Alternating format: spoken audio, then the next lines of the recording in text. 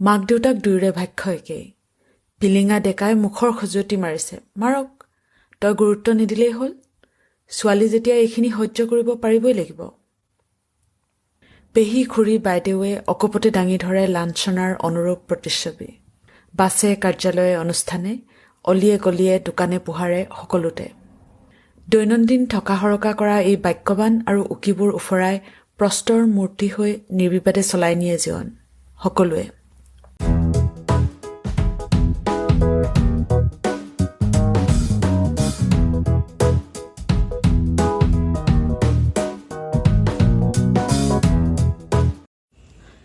নমস্কাৰ। নিৰৱধিৰ চতুৰ্থ খণ্ডলৈ আপোনালোকক আদৰণি জনাইছোঁ। আজি আপোনালোকলৈ আগবঢ়াইছোঁ অন্য এটি স্বৰচিত চুটিগল্প। গল্পৰ শিৰোনামা ব্যতিক্ৰম।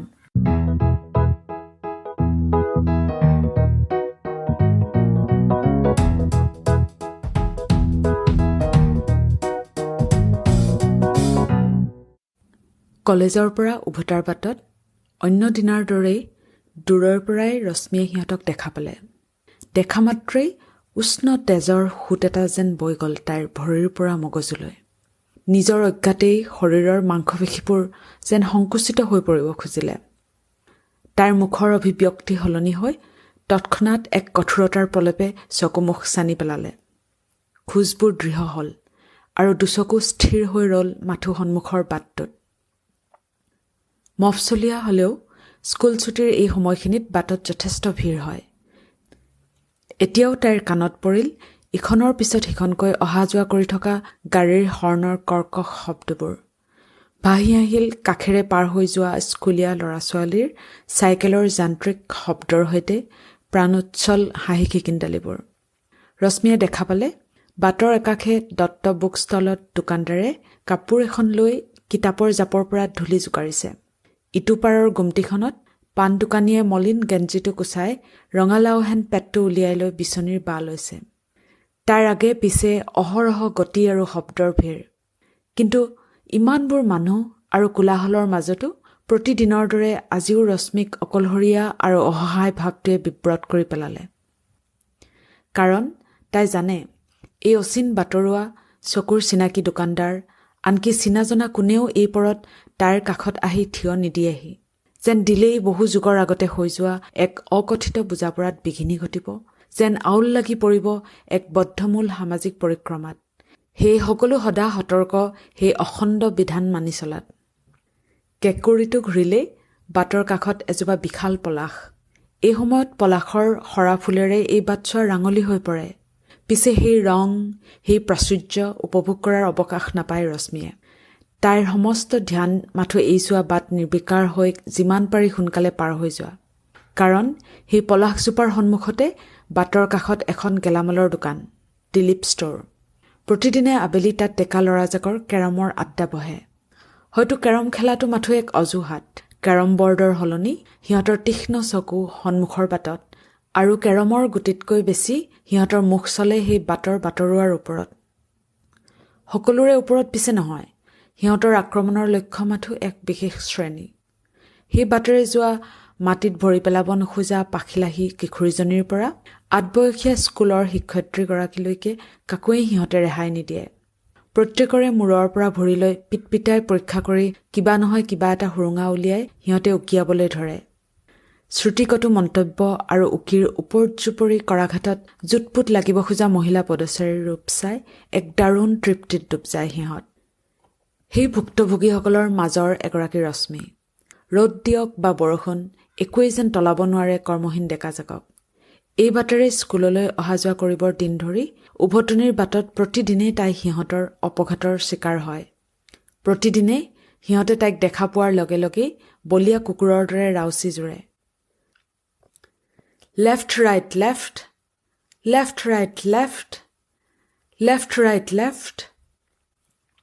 ৰশ্মি সিহঁতৰ চকুৰ আৰ নোহোৱালৈকে সেই উকি বন্ধ নহয়। কোনোফালে নোচোৱাকৈ প্ৰস্তৰ মূৰ্তিৰ ৰূপ লৈ তাই মাথো সেই লেফ্ট ৰাইটৰ তালে তালেই ভৰি চলাই যায়। তাই ভাবে দিনৰ পিছত দিন, মাহৰ পিছত মাহ তাইৰ এনে নিৰ্বিকাৰ ৰূপ দেখি এদিন আমনি লাগি সিহঁতে নিজেই নীৰৱ হৈ পৰিব। পিছে নাই, তাই ভবাৰ দৰে নহল। আজিলৈ হোৱা নাই। তাইৰ ইউনিফৰ্ম স্কাৰ্ট শ্বাৰ্টৰ পৰা চাদৰ মেখেলা হলগৈ। সিহঁতৰ কেৰমৰ আড্ডা আৰু ঐক্যতান একোৰে পৰিৱৰ্তন নহল। বৰঞ্চ দিন যোৱাৰ লগে লগে সেই চিঞৰবোৰৰ সতে অশ্লীল বাক্যবান আৰু লুলুপ দৃষ্টি কিছুমানহে যোগ হল। লেফ্ট ৰাইট লেফ্ট, কি ধুনীয়া আপি ঐ, এবাৰ আমালৈ চোৱা হলে পলুৱাই লৈ গলোহেঁতেন। লেফ্ট ৰাইট লেফ্ট, তিতা চুলিৰেই ওলালা যে, আজি 3 দিন যেন পাইছো দেই। Left right left, left right left, left right left. কি কৰা যায়, কিমান দিন এনেকৈ সহা যায়, এই কটু দৃষ্টি আৰু বাক্যবানৰ আচুৰ। ৰশ্মিয়ে জানিব খোজে, উপায় উলিয়াব খোজে। লগৰ ছোৱালীকেইজনীয়ে প্ৰায় একেমুখেই কয়, অকলশৰে অহা যোৱা কৰা স্বত্তেও তোক সিমানতে এৰিছে যে আকৌ। আমি জাক পাতি হোষ্টেলৰ পৰা ওলাই আহোঁতে কিমান কি যে শুনিবলৈ পাওঁ, কিছুমান মুখলৈ আনিবলৈকে লাজ লাগে। আপোন বান্ধৱী পূৰ্ণিমাই সহানুভূতিৰে কয়, ৰিক্সা এখন লৈ ঘৰলৈ নাযাওঁ কিয় ৰশ্মি? মই তিনিআলিৰ চুকৰ পৰাই সেইকণ বাট ৰিক্সাৰে যাওঁ, যাতে গুমটিৰ আগৰ ল'ৰাজাকৰ আগেদি খোজেৰে যাব লগা নহয়। সদায় ৰিক্সাত খৰচ কৰিবলৈ অসুবিধা যদি বেতমহলৰ বাটেৰেই ঘৰ ওলাবগৈ পাৰচোন।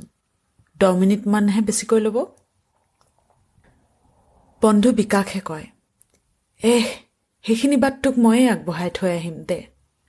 চাইকেলখন আছে যেতিয়া আকৌ হাউতকৈ ঘূৰি মোৰ ঘৰ পাবলৈ বেছি সময় নালাগে। মাক দেউতাক দুয়োৰে ভাষ্য একেই। পিলিঙা ডেকাই মুখৰ খজুৱতি মাৰিছে, মাৰক, তই গুৰুত্ব নিদিলেই হ'ল। ছোৱালী যেতিয়া এইখিনি সহ্য কৰিব পাৰিবই লাগিব। পেহী খুৰী বাইদেৱে অকপতে দাঙি ধৰে লাঞ্ছনাৰ অনুৰূপ প্ৰতিচ্ছবি। বাছে কাৰ্যালয়ে অনুষ্ঠানে, অলিয়ে গলিয়ে দোকানে পোহাৰে সকলোতে। দৈনন্দিন থকা সৰকা কৰা এই বাক্যবান আৰু উকিবোৰ উফৰাই প্ৰস্তৰ মূৰ্তি হৈ নিৰ্বিবাদে চলাই নিয়ে জীৱন সকলোৱে। প্ৰতিষাৰ কথাই ৰশ্মিৰ হৃদয় কুটি কুটি খাই নিঃশেষ কৰি দিব খোজা হাজাৰটা কীটক মুকলি কৰি দিয়ে। উৱলি যোৱা কাপোৰৰ দৰে ফালি চিৰাচিৰ কৰি পেলাই তাইৰ আত্মমৰ্যাদাবোধ, মূৰ দাঙি জীয়াই থকাৰ সপোন। ভাৱ হয়, জন্মৰ লগে লগেই যেন এই সমাজত লিখা হৈ গৈছে তাইৰ ভাগ্যৰ বিধান। কিয় হলাব তাই নিজৰ বাট? কিয় আঁৰ ল'ব কোনোবা ৰিক্সাৱালাৰ? কিয় সমনীয়া বিকাশে দেহৰক্ষী হৈ আগবঢ়াই থৈ যাব লাগে তাইক? তাই নাৰী মাথো সেইবাবেই? আৰু সেই উদণ্ড ডেকাজাকৰ দৈনিক লাঞ্ছনা হৈ পৰে ছোৱালী জোকোৱা নিৰ্দোষ ধেমালি? কাৰণ সিহঁত পুৰুষ?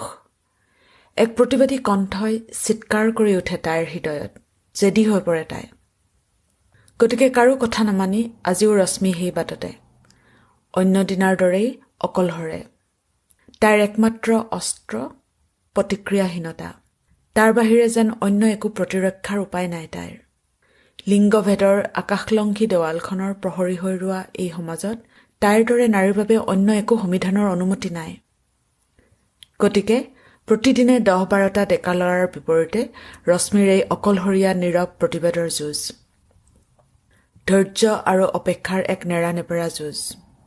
সিহঁতে নিৰন্তৰ অপঘাতৰ হুলেৰে তাইক খোচা পিন্ধাৰ চেষ্টা কৰি যাব, আৰু তাই কলা বোবা অন্ধ হৈ নিৰ্বিকাৰভাৱে যিমান পাৰে উফৰাব সেই আক্ৰমণ। দিনৰ পিছত দিন, মাহৰ পিছত মাহ। যি প্ৰথম চকুৰ পতা জপাব সিয়ে হাৰিব। কিন্তু আজিৰ দিনটো যেন ব্যতিক্ৰম। কিছু ওচৰ পাই আজি ৰশ্মিয়ে মন কৰিলে, সিহঁত যেন অন্য দিনাতকৈও অধিক মত্ত কিবা এক খেলাত। অন্য দিনাতকৈ বেছি দুঃসাহসী যেন দেখা গৈছে সিহঁতক। গোটেই জাকে নিজৰ মাজতে কিৰিলি পাৰি অঠালি পঠালিকৈ নাচিছে। মদৰ ৰিমঝিম নিচাত সিহঁতৰ খোজবোৰ লটং বটং হৈ পৰিছে। দুখোজমান আগবাঢ়ি সিহঁতৰ মুখমূৰ মনিব পৰা হওঁতেই তাইৰ চকুত ধৰা পৰিল সিহঁতৰ দেহত ৰঙৰ বাহাৰ, ফাকুৰ বাৰেৰহণীয়া ৰং। নিমিষতে এজাক অস্থিৰতাই ৰশ্মিক আৱৰি ধৰিলে। ফাকুৱা কাইলৈহে নহয় জানো? নাই, আজিকালি ফাকুৰ খেলাটো দুদিনীয়াই হৈছেগৈ, গতিকে চৰকাৰী বন্ধহে কাইলৈ। কথাটো উপলব্ধি কৰাৰ লগে লগে তাইৰ বুকুখন চিৰিংকৈ গ'ল। খোজৰ গতি মন্থৰ হৈ পৰিল ক্ৰমাৎ। তাইৰ দুচকুৰ সন্মুখৰ পৰা অদৃশ্য হৈ পৰিল আবেলিৰ কোমল ৰজ্জাক, ফাগুনৰ ৰিপ ৰিপ পচোৱা আৰু ধূলিয়ৰী বাটৰ আখৰা। গোটেইখন যেন কিবা ধুঁৱলি কুঁৱলী হৈ পৰিল। লাহে লাহে সেই কুঁৱলীৰ মায়াজাল ফালি ধৰা দিলেহি গাঁৱৰ এটা উজ্জ্বল দুপৰীয়া।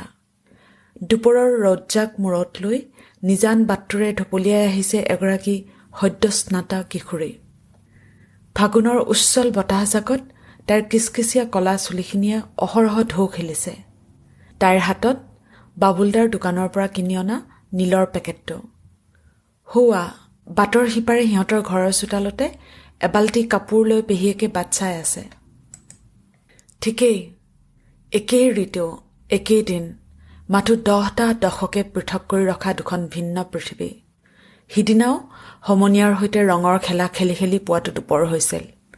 মাকে দাবী ধমকিৰে জোৰ কৰি নিহে কুৱাৰ পাৰত বহুৱাইছিল তাইক। কুৱাৰ চেঁচা পানীখিনি গাত পৰাৰ লগে লগে তাইৰ মূৰৰ পৰা ভৰিলৈ এটা মিঠা শিহৰণ বৈ গৈছিল। কিচকিচীয়া কলা চুলিৰ পৰা ফাকুৰ ৰঙেৰে হাতুৰঙি হৈ বৈ যোৱা পানীৰ নিজৰাবোৰ চাই চাই তাই খিলখিলাই হাঁহিছিল। ফাকুৰ ৰং আৰু নিষ্কলুষ শৈশৱৰ সৰলতা মিলি সপোনৰ ৰামধেনু গঢ়িছিল। হঠাৎ সেই দুপৰৰ নীৰৱতা ভেদি ভাহি আহিল এক তীক্ষ্ণ চিৎকাৰ। বুকু কঁপাই যোৱা এক আতংকৰ জোৱাৰে ৰশ্মিক স্তব্ধ কৰি দিব খুজিলে। ক'ৰ পৰা আহিছে এই আৰ্তনাদ? কাৰো কাণত পৰা নাইনে? কোনেও দেখা নাইনে ক'ৰবাত এক অঘটন ঘটিব ধৰিছে?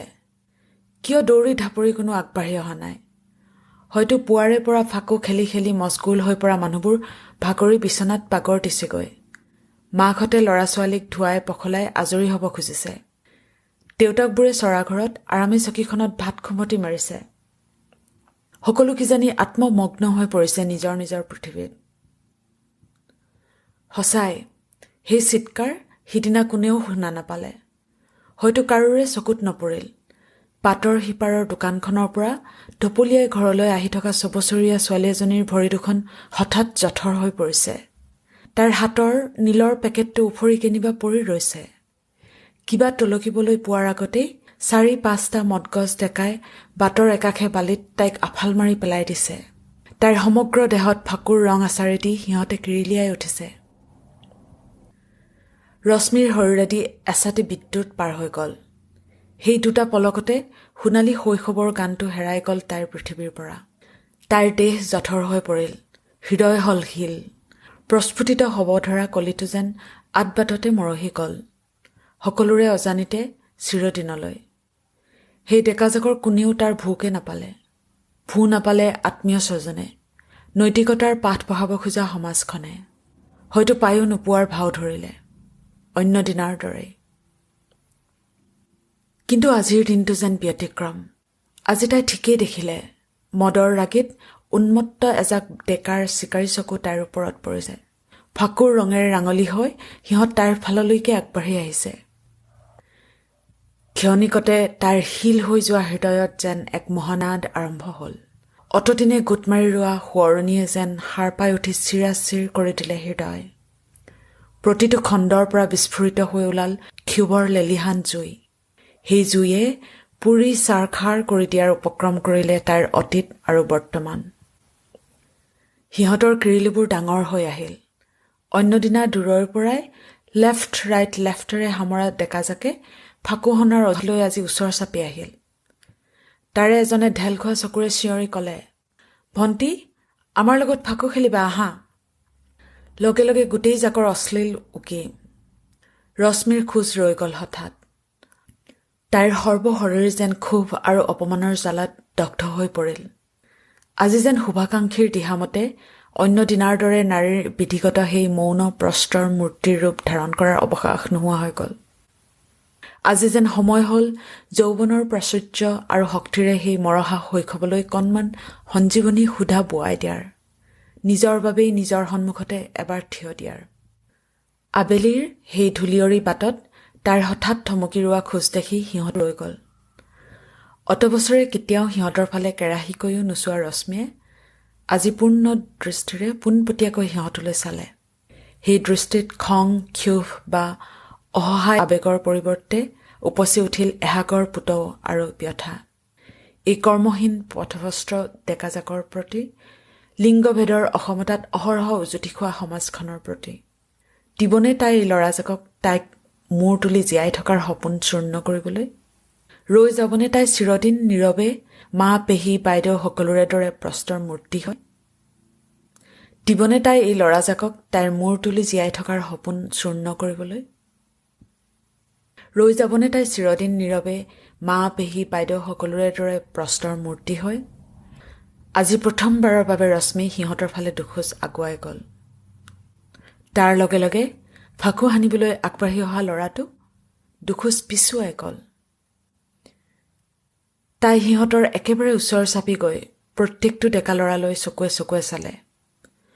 কোনোবাই সেই দৃষ্টিৰ তীব্ৰতা সহিব নোৱাৰি চকু তল কৰিলে। কোনোবাই তধা লাগি লক্ষ্য কৰিলে তাইৰ সেই জ্বালামুখী ৰূপ। যেন সিহঁতৰ কোনোৱে ধৰিবই নোৱাৰিলে অত বছৰে লেফ্টৰ সৈতে তাল মিলাই খোজ দি যোৱা এই প্ৰস্তৰ মূৰ্তিটোৰ আঁৰত এখন মুখ আছিল আৱেগ অনুভূতিৰে ভৰা এক মানৱীয় হৃদয়। সেই উপলব্ধিয়ে সিহঁতক বিস্মিত কৰিলে। এক বিস্ফোৰণৰ অপেক্ষাত সিহঁতে প্ৰমাদ গণিলে। দুটা নীৰৱ মুহূৰ্তৰ পিছত এক হিমশীতল দৃঢ় কণ্ঠেৰে ৰশ্মিয়ে ক'লে, ফাকুৱা খেলিব খুজিছে যদি নিজৰ মাজতেই খেলক। সদায় অহা যোৱা কৰাৰ বাটত মোক যাতে আৰু অশান্তি নকৰে। কথাষাৰ কৈ এবাৰো পিছলৈ নোচোৱাকৈ তাই তীব্ৰ গতিৰে ঘৰলৈ পোনালে। সিহঁতে কি কয় কি কৰে তাক লৈ আৰু অস্থিৰ হোৱাৰ প্ৰয়োজন অনুভৱ নকৰিলে তাই। অত বছৰে বুকুখন গধুৰ কৰি ৰখা শিলচটা যেন আঁতৰি গ'ল। সকাহ আৰু প্ৰশান্তিৰ এছাতি পচুৱাই মন জোৰাই পেলালে তাইৰ।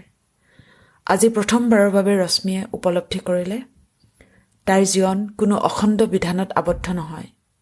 নিজৰ বাট নিজেই উলিয়াই ল'ব পাৰে তাই। নিজৰ বাবে নিজেই থিয় দিব পাৰে। বিচাৰিলেই এই চিকাৰ আৰু চিকাৰীৰ সমাজত তাই হ'ব পাৰে এক ব্যতিক্ৰম।